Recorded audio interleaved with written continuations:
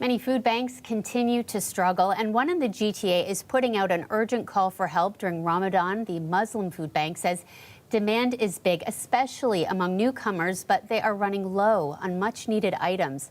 As Anam Khan shows us, they're hoping people will pitch in to help. This food bank in North York caters to the dietary needs of Muslims with halal and vegan food options like meat and pasta. This year, organizers are seeing a massive spike in need, and they're worried they won't be able to keep up. There's a shortage of halal food across the country because the demand is huge. In the last few years, it's really doubled or tripled the demand due to high inflation. Azim Daya says this location feeds over 500 people a month.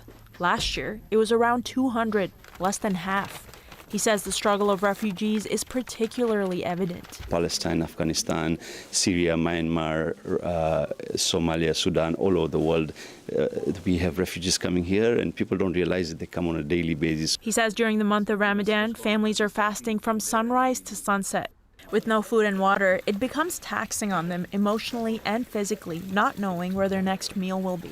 The food bank says it helps as much as it can, cooking meals in-house at the Islamic Center it uses for its services. For the month of fasting, it provides daily iftar meals for nearly 500 people, an amount that doubled since last Ramadan.